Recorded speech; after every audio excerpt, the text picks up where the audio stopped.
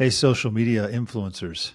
The Manspace is starting a new social media platform called the Manspace. Today on the Manspace.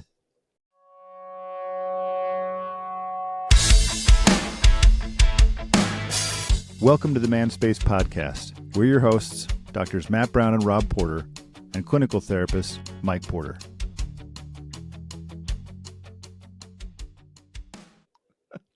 Welcome, spacemen. Welcome to becoming the first members of our new social media company we're going to start called the Manspace. Women are welcome as long as you're just there to talk about men. That's all we're there for. It does feel like can anybody just start a social media company? Can I just start like a new? Well, probably if you have enough money and brains. I don't have those. No, but you could like, I guarantee we could find someone with money that wanted to invest in a Manspace platform. A man platform only for men, or to talk about men. Yeah. Like, I guarantee we could find someone to put up that money. No problem. I like the idea of like a company that's like social media for men. Finally. Like I was talking to someone recently talking about isn't that what OnlyFans is? Isn't that what porn is? Like I was talking to someone recently who was saying, like, it kind of sucks. He's like, when you try to find books for like men going through divorce, he's like, it doesn't exist. Or like he goes specifically trying to find a book about an abusive spouse for men, that the abusive spouse is the female. It's like, I can't find those. Yeah, I can't. Yeah. Those don't exist. And I was like, well, he said, my wife can go on and get all this feedback on social media. And I was like, yeah, I don't know a lot of dudes who are getting on Facebook to be like, let me tell you about how my wife was mean to me recently. Yeah. Which, I mean, like we've talked about Terry Crews, who talked about being, I think it was sexually assaulted and was made fun of. Right. The same thing with, I never remember his name, but Liza Minnelli's ex-husband. Oh yeah. That she would hit him and stuff. Yeah, he was physically abused and everyone's like, whatever, wuss. Yeah. Uh-huh. That's so freaking funny. That our response is like, wuss. As though like it's what we should be saying is, put your woman in her place. I also like this is really, right now we're really laying the groundwork for what the Manspace social media platform will be. And the good news about our social media platform is that it will be only ever truth that can be verified. We could even call it truth. Oh, dang it. Oh, they already have that. Yeah. I bet that one has all truth. Who knew? And probably mostly men. Do you suppose that at some point he's like, we're going to put out a platform, we'll call it truth because it will be only truth. So because it's on there, it's true. I'm sure that's what he's hoping people will think. I'm sure that is what people do think. I've never actually, I don't even know. I've never been on it. Well, here's what's funny. There's platforms that I've never even heard of. And to be honest with you, if you haven't guessed it, Spaceman, we will be talking about social media today because I've ranted about this many times, but it happened again. And sometimes it baffles me that people still think that they can trust what they see on social media, except for the Manspace. You can trust everything we say. So it's good. But nope, I forgot what I was going to say. It was something about something good. It was going to be good. Different platforms? Oh, yes. It's because I started looking up this thing I need to pull up for today. But it's because I was thinking about, there's these platforms that I hear about. I'm like, what's that one? I don't know what that is. There's one called, I've heard about it many times from clients. I think it's called Telegraph. Isn't that a magazine? No, it's like, because like I've had some clients who are like, Telegraph magazine. They were kind of big in it. Like they had lots of Telegraph Messenger. Oh, Telegram. No, I was like, Telegraph is a Telegram Messenger. Yeah, but then there's the Telegraph, which is social media news That's updates. And that's the no, UK. that's the magazine or something Yeah, the or UK news. paper. Okay. I don't know what that is. No, Telegram has a social networking. I don't know. It doesn't matter. My point is, I always feel like there's some new social media out there. I'm like, why are the ones we have not enough? Did they not already like? Are we like, well, these don't suck enough. Let's find one that sucks more. Because, I mean, I was actually thinking today. I'm sure that's what the founder of Telegram thought. You know what? Maybe we could build one that sucks more than it's never Messenger. it's never like I know that there's good stuff that comes out of social media, but I think if we took the overarching picture or the over whatever and said, just take that away, would we be worse off as a society? Now, I know I sound like a grumpy old man who's like, get off my lawn, but I feel like there's no way in the big picture of things that we would be worse off if we took away social media. It's not like, well, now we can't do that. Well, now we can't what? Advertise more? I mean, oh, don't you? Nope, everyone on Manspace Social has to agree with Manspace Social, so you can't say anything different. It's I think no, it has made the world smaller. Those views are not endorsed by Manspace Social. I'm banning you from the site. Mike's off, everybody. Ah, crap! I thought I was one of the founders. Well, it's a quick fall. I mean, we could probably kick Elon Musk out of X again. I don't know how that works. Let's do that. We probably have to buy X. Do we really care? No. My favorite thing is it's called X, and doesn't everyone pretty much know it's X now? Yeah. And yet every article I still read says X, formerly Twitter. And I think, yeah, you guys, we know. It's been like freaking months now. It's pretty funny. X, formerly Twitter, just in case you guys didn't know. You bunch of dummies. Do they still call it tweeting? That's what I've tried to say, do you tweet or do you say I X'd? Yeah. The best part about this, I mean, we know who our audience is. It's not like we have a bunch of Gen Zs listening to this being like, yeah, good points, guys. But it's funny because you say this all this right, and we already sound like boomers. Which is funny because we're not boomers. I know. But boomer now is basically synonymous with like you don't know technology. I know. Which is funny. Every time someone's like, Rob, open this, I'm like, well, now you're looking, I can't. Man, where did it go? It doesn't matter. You saw the same article I'm talking about. Today we're talking about a specific article. Yeah, I was going to say, I didn't click on it because like I mentioned before we started, I didn't want to feel like a piece of crap dad. Maybe it's not in the trash. Well, what was it called? I found it. Don't worry. I don't think you would have felt like a piece of trash because I felt like, no, I'm pretty sure I'm right here. So, and on the good news is on the Manspace Social, I am right. So right, because there's only truth here, and on the Manspace, we are the fountain of truth. Therefore, yeah, exactly. The fountain of truth. That's good. That's our slogan. That's our catchphrase. The fountain of truth. We got to get a T-shirt for it. I say I found it and then I didn't find it. I don't know where I found it, but I'm going to tell you about it anyway. Was it in the 1440? Is that yes, where we both saw it? It was, but I don't know where in the 1440. For those of you who don't know the 1440, it's a newsletter essentially every day that summarizes kind of like the top big three news articles. I found it. Oh, you did? Mm-hmm. Which was that from 2 days ago? Or yesterday? From yesterday. Where did you? I'm looking England stabbing, park fire rages on, proposed SCOTUS reforms. SCOTUS just sounds not good. Oh, I found it. Okay, got it. So, sorry to make you all listen to that, spaceman. Am I really, though? Probably not.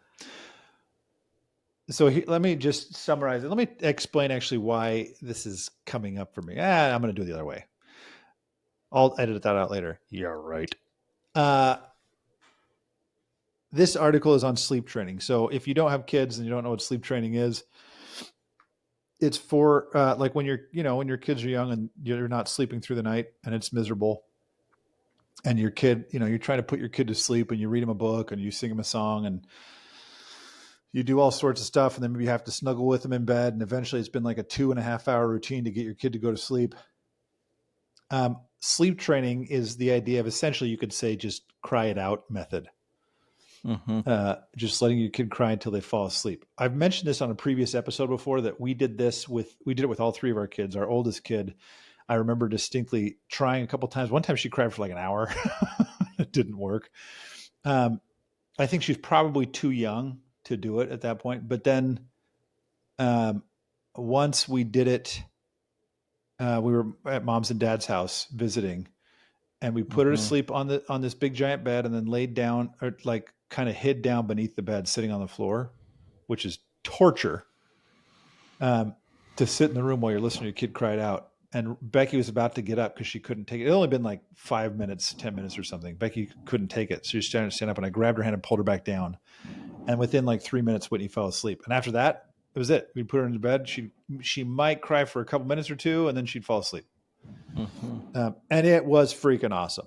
We liked Whitney more. She probably liked us better. Who knows? But there's this study. We'll say study because it's a study in its own right. It wasn't done by. The article is not a study, if you want to call it that, but it's a guy he's a journalist. He had his own kid and was thinking, should I sleep train? Because thanks to social media, not the Manspace social, I don't know if I should do that, because apparently it's bad. So, for example, they start off with an Instagram comment that says, anyone who's leaving their child to cry during sleep training is a literal monster, which cracks me up. I'm like, do you have kids? You don't have kids, do you? Yeah, I kind of want to click on that and see who it pops up. Somebody else says, we did cry it out for 4.5 months. At 4.5 months, cried 5 minutes, slept 12 hours a night ever since. It's a dream. It's the best thing I've ever done. The cried out method, saying it's the best decision I've ever done. Then this person says the cried out method is abuse. Simple as. So this person was like, dude, is this harmful or not? So this is what I really appreciate about this article in particular. If you're wondering, I'll post it in the link if you want to go see it. Not because you should weigh in on the debate of sleep training or not, but because it will help you. To me, it helps. It's something we should all do with any information you receive, really anywhere at this point, but especially from social media, where nothing is really fact checked in any way. I mean, I think I've told you it's enough. I once watched a Good Morning America, or like a Today Show or whatever it was, and they had done this study on, back when Asperger's was still Asperger's, to find out how prevalent is this. Is it as big as we think it is? Is it bigger? And it turns out they did this study and found out it's actually way more common than we thought. The stats on this are extremely high, way higher than we thought it was. So I'm listening. They have their resident doctor on the show, medical doctor, and she's explaining the results of this study that was done, a large scale study done in a neighborhood in South Korea. And they're finding, so already I was like, okay, wait, hang on a second. Like, you just narrowed that sample size down. Yeah. But they said, they're finding that these kids, like, they wouldn't make eye contact, and they were doing, all these that was the biggest thing they kept referencing. These kids weren't making eye contact with the researchers. And then someone said, well, Dr. So-and-so, this study was done in South Korea. Can we really generalize this to the US? And the doctor's like, oh, absolutely. It's blah, blah, blah. And said all these, well, I don't remember what her justifications were. And I was like, not in the slightest. And the biggest issue to me was, if as far as my understanding goes, South Korea is a more collectivist culture than the US. The US is very individualistic. And with it being individualistic, the idea is, have respect for yourself, which would mean you look the adult in the eye and you blah, blah, blah. Whereas in South Korea, for example, or in a collectivist culture, it's groupthink and group mentality, and be very disrespectful and confrontational to look someone straight in the eye like that, especially an elder. And so I was like, well, automatically you just accounted for a cultural element and said that's Asperger's. But then, like I could tell you too, my mother-in-law once sent me an article that, it had all these kind of claims, and I was like, oh, this seems like it looked like a research article. But as I'm reading through, I had to go and look and see, well, who wrote this and where did they, and I read the stuff and it's like, oh, this particular author had been discredited multiple times in academic circles for writing these things that were like unfounded and untrue. And I was like, oh, okay. So that changes a lot of things in what I just read. So my thinking sometimes is I get so upset with social media is because, unfortunately, for the sake of views, people who are professionals, who are doctors, will go on and say things. And we do have an inherent trust in doctors, that they know what they're talking about and that they don't have ulterior motives in what they're doing. And so, I mean, shoot, people do that with the Manspace, although... I mean, if you're going to trust, it's Manspace Social. This is the one to trust. That's right.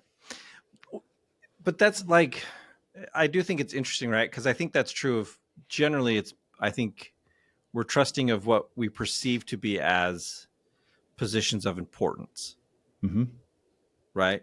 A doctor, like, nope, that's an important position. It takes a lot of skill and discipline to get to that point. Whereas I think, as a teacher, I didn't experience that often. In fact, I was often, despite being the expert in the room, the one that had the training and the years of experience, was viewed as like, right, but I mean, you're just a teacher. Yeah. So what do you actually know about this kind of dynamic? And I think I do that dynamic every day, 8 hours a day, 180 days a year.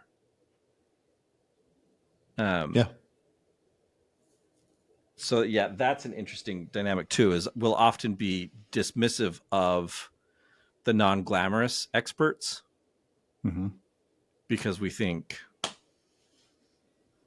they don't fit the social media pretty.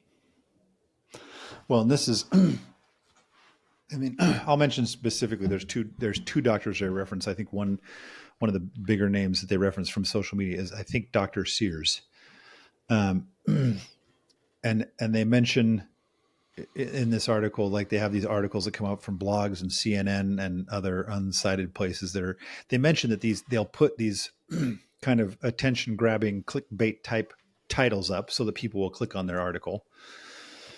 Like this one, Cry It Out, the method that kills baby brain cells, which part of me is like, I mean, so does like bumping your head or picking your nose, Right.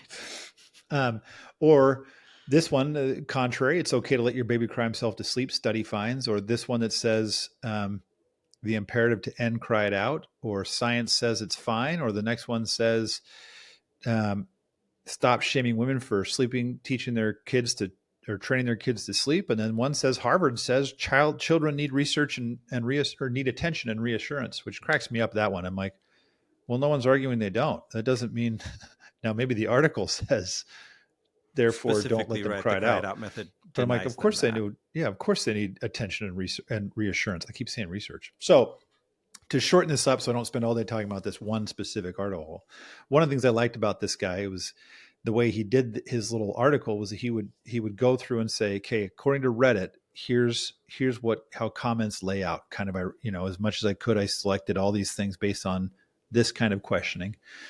And I found that, as far as Reddit goes, this group opposes, this group advocates for, and this group has no position. Generally speaking, the advocates are usually the largest group.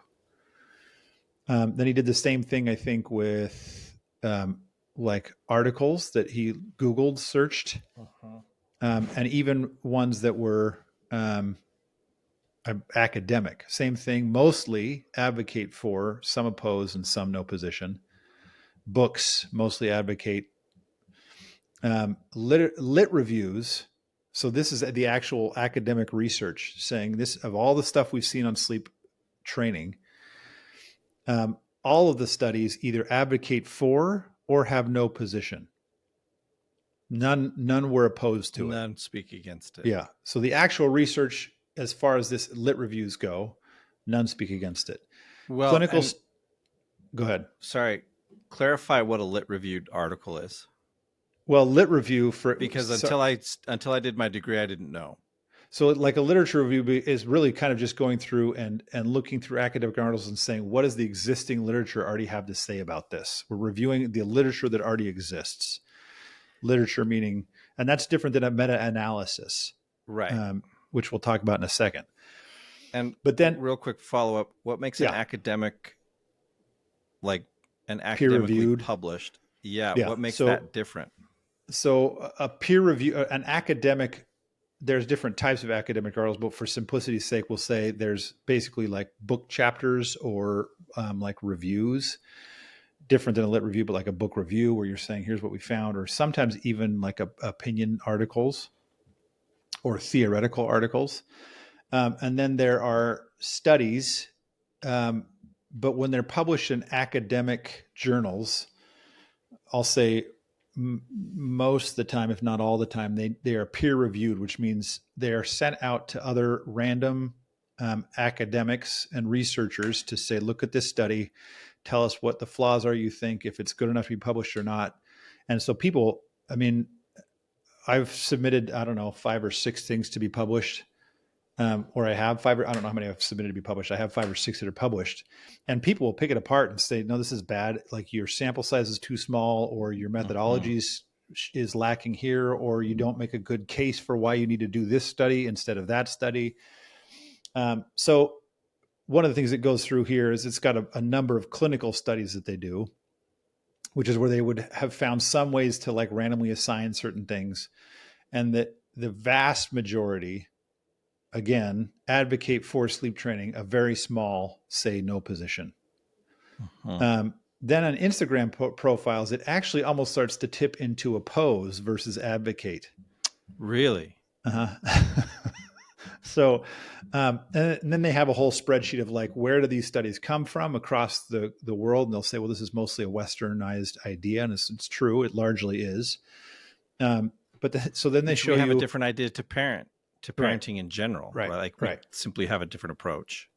So he then goes through and breaks down that there's the Sears references and the Narvaez references, where they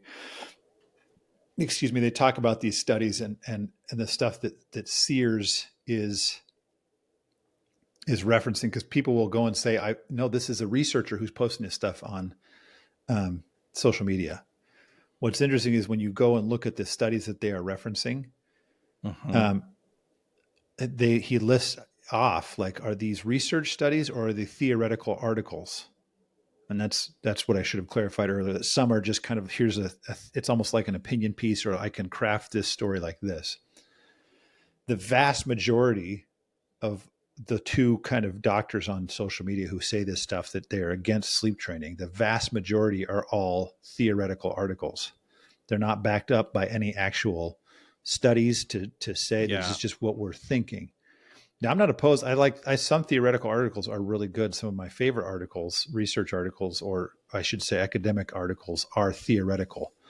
My friend Jason Whiting has written a really good one about the process of therapy and what actually makes change. It builds on the idea of I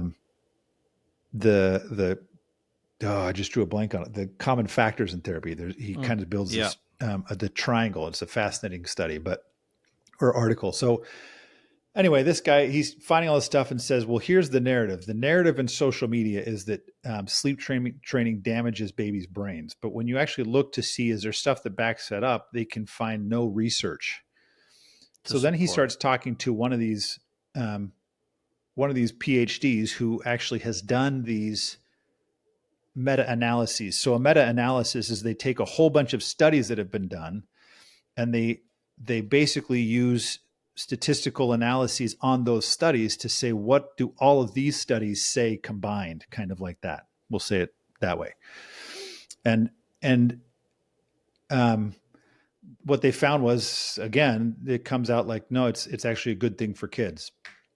But again, it says, here's the other thing too, and this is another thing that comes out. We mentioned this 2 weeks ago on our other episode that about the idea of secure and insecure attachment. So one of the narratives on social media is creating insecure attachment. And they'll reference, Sears references this idea that exposing children to, I'd have to find the exact wording on this, but basically chronic stressful situations, high cortisol levels situations, creates all sorts of traumatic-like responses for these kids. The funny thing to me is the assumption is that having your kid cry it out, it does raise cortisol levels. But to me, I was like, well, I don't think that's the same thing as a high stress situation for a kid. Now, I understand some would argue what else could be for a kid, you know, when you're 8 months old or a year old. But my opinions aside, I think all of the research shows, so here's this person, right? This doctor who actually has done the studies. Studies show no long-term negative psychological effects of sleep training through at least 5 years out. Unfortunately, no studies have been done looking at 20 or 30 years later. Everything's just speculation. So based on science, it's highly doubtful that a few nights of sleep training that leads to improved sleep and family well-being is going to result in long-term harm. That's the other thing that cracks me up is it's like the family does better in general because everyone's getting better sleep. Right. And we can't overlook the massive impact of sleep on all sorts of things. So the reason I say all this is he goes through and actually says, here's what social media says. It's bad. He said, research, there is no proof of harm. The thing that kills me, and this has happened a few times, multiple times. I'm sure it's happened to you that someone comes into the office saying, no, I saw this Instagram reel, or I saw this TikTok video. My spouse, or I have ADHD, or I have this, or I have this. I'm a covert, or my spouse is a covert narcissist. Which we have taught. We did do an episode on your spouse is not a narcissist. That one especially kills me because I do tell people, they're always like, what, really? When I say there is actually no such thing as a covert narcissist. If we're going to get, if you want to get scientific on me, it's not in the DSM. You're not going to find it. So it doesn't exist. And actually neither does complex PTSD, which also people like to throw around a lot too. Right. PTSD which, I mean, again, all of these things come from someone trying to explain. Yeah. Right. It's the idea of spectrum. Yeah. Right. This person's PTSD is different than that person's PTSD. Right. Well, of course it is. And I don't even mean to say that, like, I'm not saying this like, I'm actually not a big advocate for diagnoses, period. But I think if you're going to throw around a diagnosis, you should know that what you're throwing around is not a diagnosis. Like you're right. Someone made that up. You couldn't actually attach it to something. Right. You can't get any insurance reimbursement. It does not exist inside of our inside of the DSM, the statistical manual, and neither does what is it? The IDM, the ICD-10, the International Code. I don't remember what the ICD stands for, but the International Code of Diagnostics. I don't know. That's the international one. DSM is our U.S. one. The international one is just the one that even most insurance companies are shifting to. Yeah. I've wondered before, like, well, what happens to the DSM? Eventually the DSM is just going to go. Or how much does I don't know how much one is leaning on another. I don't know. But so this has been I'm already feeling all ranty about this because it's not just social media. It does bother me that the only thing that qualifies someone to be an expert on social media, as you point out earlier, Mike, is good looks usually, or an ability to I know how to grab followers. Mm-hmm. There are some really good people to follow on social media that generally, I mean, I remember there was back when I used to use Twitter, I don't really use it, many of them anymore, but I would follow some specific researchers. They're not usually really grabby headlines. Some of them are very funny, but usually they're just kind of like, hey, that's actually like they would post other good studies that just came out to show you certain things. The thing that I worry about most is that as we do this, we keep pushing. like I had somebody earlier in the office who was telling me this story, and I said, I kind of laughed or smiled, and she's like, "Why are you laughing?" I was like, I'm not. I'm laughing now that you said, "Why are you laughing?" I was smiling because this is just a human experience. But you're telling me this like something's broken about your brain. And so I gave her a story about how I had done the exact same thing. But somehow social media has created this idea that there is this level of like normality and love and caring and whatever. And if you're not doing that, something's wrong with you.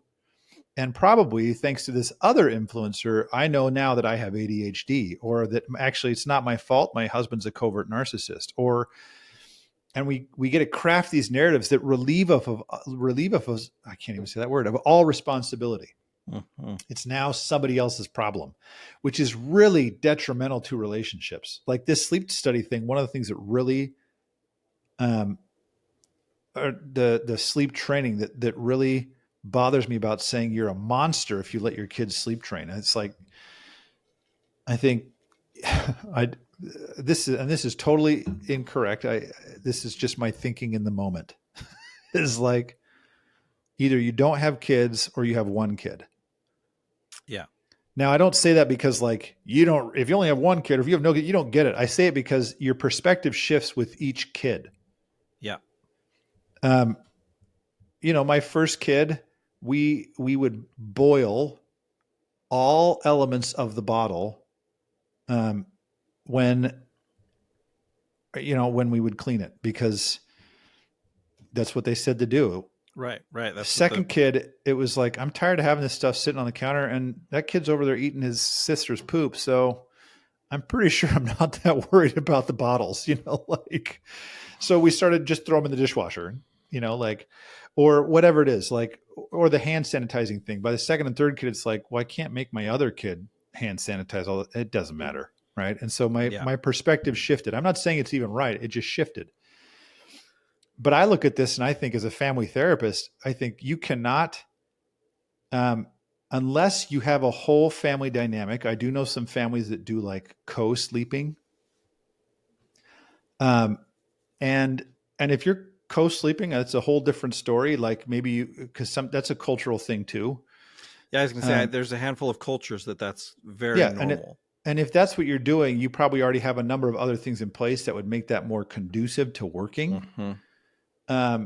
But if you're trying to just keep the same kind of non-co-sleeping thing, but I'm going to love my kid to sleep until they fall asleep, you're probably not going to sleep very well a lot. And it's also going to take away time from your spouse or your partner. Yeah. Which has ripple effects all through the family dynamics.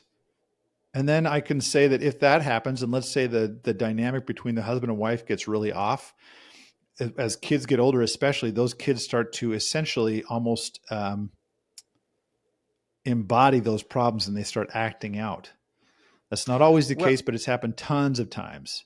No, but I mean, in general, and this is the thing, like anytime I'm working with or talking to, couples that have recently divorced or going through divorce, or I'm working with them on co-parenting stuff. Like, yeah, we love to, as adults, be like, yeah, kids don't get it. That's true. They don't. Kids get atmosphere though. Like, holy crap, your kid can read atmosphere. Don't think for 1 minute your kid's oblivious. Right. And so if there's dynamic shifts between husband and wife, your kid's going to feel it when you're laying next to him. Right. Probably because prior to laying next to him, there was some interaction because one of you is sick of it. Right. And so now you're walking in and you're bringing this, and your kid's going to feel it and not know what it is. And he's not going to ask about it. And even if he does ask about it, or she asks about it, the response is going to be, don't worry, it's not about you. Well, guess what? Your kid's not going to believe you. Sorry. Right. Maybe the first time they will, not the seventh time. Yeah. And that's when there will be ripple effects. I mean, there are I've worked with plenty of couples. And this is just kind of the nature of having really little kids. It's like, well, your sleep's going to be screwed up for a while. Mm-hmm. And when that happens, people get shorter with each other. people they have less time for each other. They are less likely to have sex. They're a little more likely to feel a little more distant. What we do know from research is that generally speaking, when people have kids, their marriage or relationship satisfaction can plummet. Now, that doesn't mean to say, by the way, that it's like, oh, the relationship is doomed. It's actually just part of the process, and actually it usually bounces back and often can be higher. Because the whole dynamic of things shift, and you have to learn how to accommodate and work differently. So, and I do think this is my opinion as a therapist, is that, which I tell the clients, a mistake people make sometimes is they think kid comes first, relationship comes second. And I feel very strongly that relationship has to come first, because if kid comes first, the relationship will fall apart. And then you've just put that effects, or the ripple effects, onto your kid, because that will affect your kid for sure. Well, and I was going to say, at that point, it's not uncommon to see parents lean into that relationship with their kid even more. Yeah. Which starts to create a pressure for that kid to be something they're not meant to be. Right. Your kid is not meant to be your confidant. Your kid is not meant to be those things for you. But as your significant intimate relationship disintegrates, you often, not always, lots of people maintain a great boundary for sure. Right. Probably most people maintain a great boundary. Sure. But we've all known people who haven't, who have just kind of, that kid has become their everything. And I think, yeah, you're putting stuff on that kid they're not supposed to be carrying. Right. Yeah, that's, I think it's interesting. Like, I already feel like really thinking about this topic and how it relates to men, relationships, and mental health. I think we've become too passive and too trusting. I don't mean trusting in a bad way, because we've also become much more skeptical, but I think there should be a degree of healthy skepticism, at least insofar as being able to say, let me go see like what I can understand about this myself. Let me look at these articles. You can, if you've never tried this, you can even just going to Google and typing in, I think you can still do it this way, Google Scholar. And then it will, when you type in whatever you search, it's going to show you a bunch of academic studies. Yep. And you can specifically like say, I want peer reviewed ones. I want, right. And you within can, the last X number of years, so you're getting the most current. And you can, I mean, reading research articles can feel a little overwhelming, but often, as you read an abstract, you can look through and say, the abstract is the summary. You can look through and say, okay, what are the kind of conclusions? Right. Now, I'm not anticipating that people are going to read through, because sometimes, if you're reading in the results section, it's a little statistic thick. Oh. And it's like, I don't remember what that symbol means or what a good p-value is. Right. But then being able to go into the conclusions and discussion section, the conclusions kind of saying, so kind of what does this mean? And you do, even just to be able to kind of pull out a good study that's in a good good journal that's peer reviewed will generally have things to say, hey, look, here's what we found. And hopefully they're not trying to fluff things over, like the one study that I've referenced before where it says, we found lower levels of depression. Though not significant, it does show this, this, and this. And I think pause and go back to the beginning of your sentence. If it says, though not significant, it actually means you found nothing. Yeah. But you can't get published finding nothing. Right. Even though there's actually a push for, I don't know if you saw this, there's an academic push for people saying, no, it's just as valuable of research to say we had this theory and this thing that we studied and we found nothing. Oh, I think it is for sure. Yeah, it just depends, because sometimes it's like, well, what can't you publish? Well, and that's true. Like it could become a waste of money because people pay for those studies to get done, but at that point they've paid for it anyway. Not my study. But I think it, there is a lot of value in just recognizing, oh, someone's already done this and they found nothing. Right. So if I don't change something about it, I'm going to find nothing. Well, and really, if you're going to do an article that finds nothing, you have to have really good justification for why you're saying this is why it's important to know one way or the other. Yeah. Yeah. Well, and that's the other thing I appreciate about research articles is I can't off the top of my head think of ones I didn't read that included this section, although there may have been some, but they're always or frequently, I can't say always, right? But there's this section where they say, look, here's where this study comes up short. Mm-hmm. Here's things we didn't look at. Here's information we didn't get. Right. Here's things if we were to go back and do it again, we would change that and tweak it if we were to do this again. And people who are doing it in the future should consider this, this, and this. Because I think, no, right there, they're telling you, look, here's some of the things wrong with our study. Yeah, and hopefully... They don't phrase it that way, but that's what they're doing. This is what's wrong with our study. Yeah, they'll say, like, for example, sometimes they'll say, I just glanced through a different article about moon phases. I don't know and how it affects sleep. Was it? No. Yeah, sleep. Because there's in mental health, there's this long, and in the medical field, there's this long standing, I don't know if you'd call it joke or phenomena for sure. It feels like to me, this idea that at full moon, weird crap shows up in your office or shows up in the hospital. When I used to work in low income community clinics, the weirdest crap would happen during full moons. Well, and even our sister, who's a nurse. Right. She says the same thing. Talked about, she's like, nope. But she goes full moon and Halloween. Except research doesn't seem to support it. But then there's this research that I thought, well, this is interesting. Anecdotally, it does. This is interesting because one said they did a study that found this one indigenous culture in, I don't remember where, but they tracked their sleep during full moon phases, and they found that they stayed up later when the moon was full and had worse sleep. And I was like, yeah, it's full, it's brighter. They, like any number of reasons why when it's full for that very reason.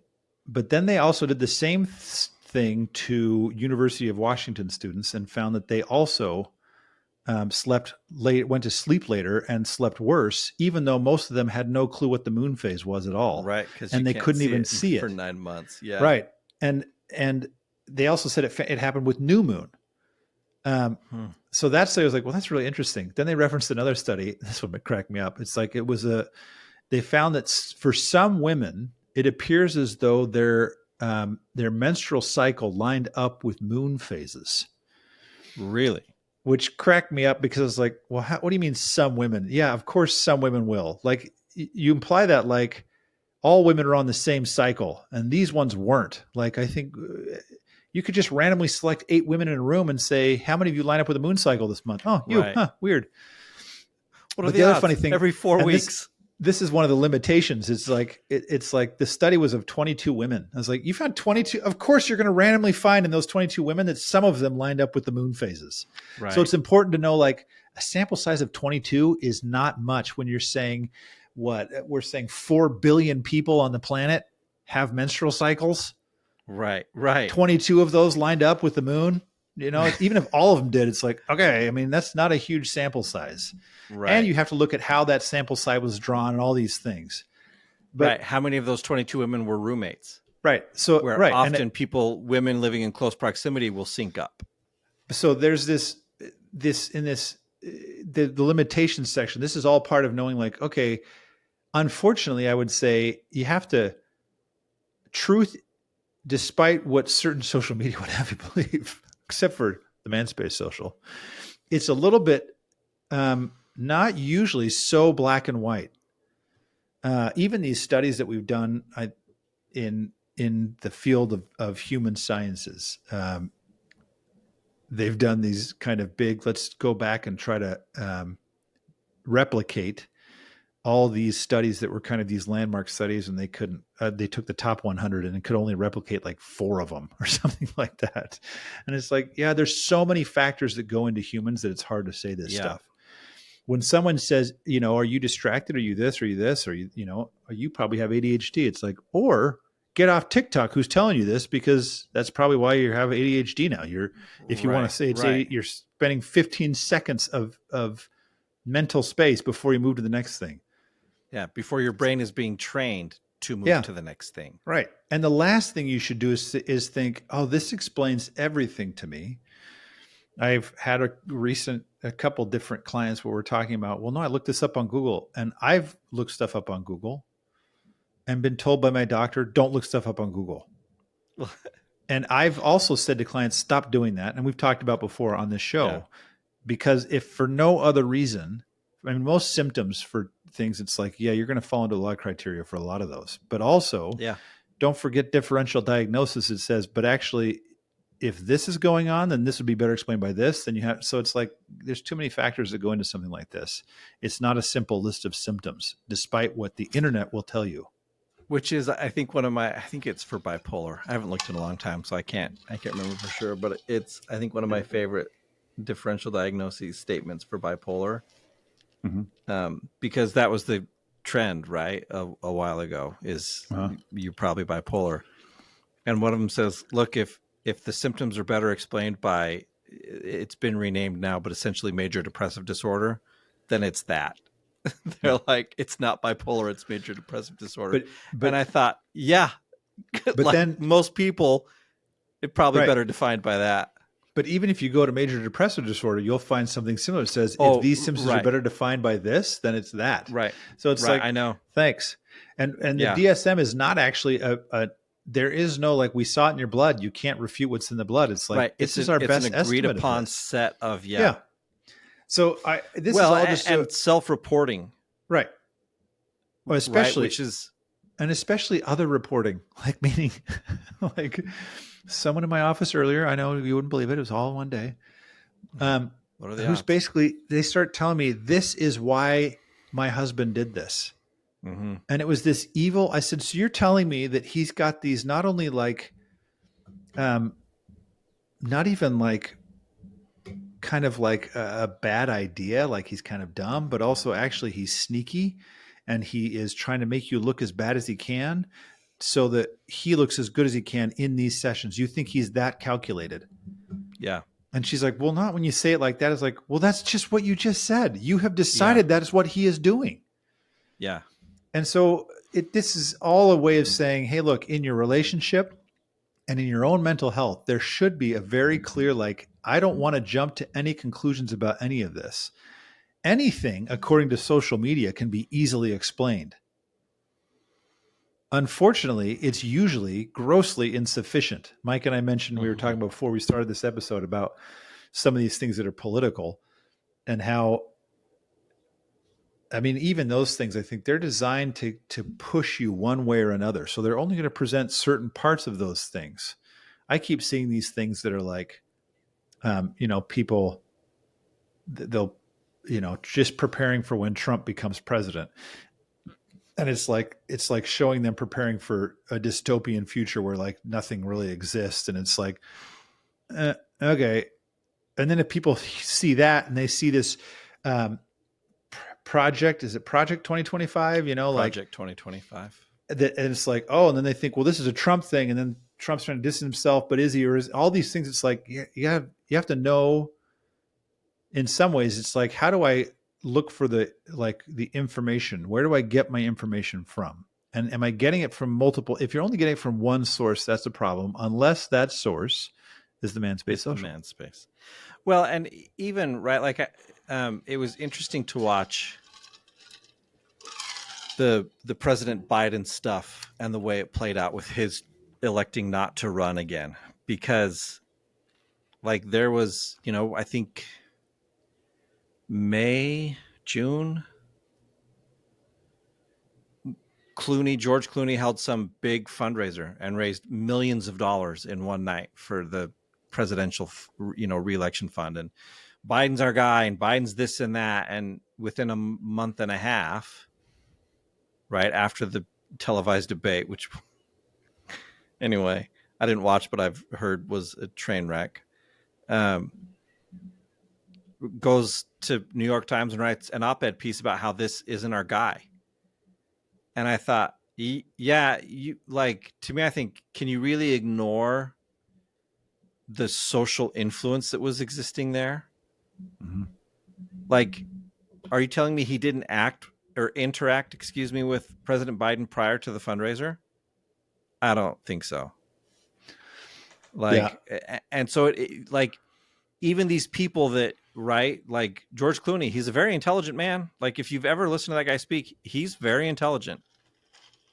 But I think, right, but he's human too, so he's still going to be swayed by large groups of people saying things. We all are. And as much as someone wants to sit and be like, "Not me, I make all my," no, you don't. Sorry. Well, and really, I think that's my, I say this because I want, and I can't even say I'm good at this myself, because there are plenty of things plenty of times too, where I've said, I read this article, when what I mean is I read the title of this article and I inferred certain things from that title. Which is actually exactly why I didn't read the article we're talking about today. Which is because funny. My takeaway from the article was, I'm going to feel like a piece of crap when I'm done, because I sleep trained all my kids. Best decision I thought I ever made. And here comes this article. And based off the title, I thought, great, I'm about to find out I was a terrible dad and I'm the reason to blame for all my kids' crap. Which is another thing to keep in mind, even to know, like, where's my head when I read this? Because the title of the article, just so everybody knows, is simply, "Is sleep training harmful?" Mm-hmm. And actually the subtitle is "Misinformation and Facts Behind the Internet's Most Polarizing Parental Debate." Yeah. And here's Mike saying he's going to tell me I'm correct. Well, but that's because, where is it? Visualizing the available data on the so-called cried out. I was basing it more off of the little, right? Is sleep training harmful? Visualizing the available data on the so-called cried out method to train babies to sleep through the night, and the charged social media debate surrounding parents' decisions. Yeah, and I thought, I know. That's what I mean. And I'm only saying that because it's an important factor to know, how am I taking this information? Oh, sure. In? If I'm already mad at my spouse and I read something about covert narcissism, it's very likely I'm going to say my spouse is a covert narcissist. Right. So, or if I've had a rough stretch where I'm feeling like a questionable parent, right, then I see something like that, right, and I read phrases like charged debate, and I think, yep, see, right. I messed up again. This is just more proof that I bricked it as a parent. Which is more where we have to look to it, like, how do we, as individuals and as couples, moderate our own reactions to things, so that it's not like, okay, I know I'm having this response. I don't want it to taint the way I'm looking at this or this. So I would say today, even just as much as possible, I would say, for sure, the easiest thing for me to say is have a healthy skepticism about anything you see on social media. You should assume first that social media is, in one way or another, trying to market to you, whether it's marketing their own thing so they can be an influencer, which is really just going to be another way of marketing ads, or just ads. Like, this is a way of manipulating you into something. There's a reason they want you to see this. It's not, for most people, it's not just benevolence. I just think people should know this. Well, and that's it's a full-time job. There's a reason that the Manspace Instagram and the Mike Porter Therapy Instagram, which I probably need to rebrand to be Relate Therapy KC, but whatever. There's a reason those are kind of sketchy in their output, because we have full-time jobs. And so we don't have a ton of time to sit around and make reels and post Instagram things, because we have these other things we have to do. For these other people, no, that is their livelihood. They make their money based on views. I'm not saying there's anything wrong with it. I was going to say, I think there's but a lot it of is cool that in thing that. To keep in. No, for sure. But you do have to keep in mind. Well, if my livelihood depends on views, right, it's going to change the way I put the stuff out there. Yep. It's the reason articles are phrased the way they're phrased, because they get money when you click on the article. It doesn't matter if you read it. They get money if you click on it. So they're going to make the title as in your face, come read this. 9 times out of 10, it's like, like with half the stuff, I'm like, you're talking about something that happened 3 years ago. Yeah. Well, and you decided to republish it now? Like, what the crap? But you didn't even read this article that had a very neutral topic. That's true. So, I didn't. So the other thing I would say is just with any information, to some degree, take it with a grain of salt and say, I need to probably find out some more about this and see if I can understand this in a different way. Especially if it's something you feel really charged about, then for sure, slow the crap down and go do a little research to find out, hey, what if there's a broader picture to this that I'm not seeing? And then come back. Oh, sorry, I got one more thing. I guess. I think a great question to start with is, how does this matter to me? I had a lot of strong opinions about parenting crap before I was a parent. After I was a parent, I was like, I should not have said half the crap I said, because what did I know? Yeah. Right. And so, like, if you're weighing in on the whole, like, do you have kids? Like, do you even? And some of them probably do, for sure. No, I'm sure some of them do. Some of them just have a strong opinion, which I'm not saying there's anything wrong with it. Have an opinion on whatever you want. That's great. But understand how it affects you on a personal level, right? That needs to be part of what you're looking at, is how does this affect me on a personal level? And also, really, just stop commenting on social media. Commenting is the worst. And then join us next time. Join us next time on the Manspace.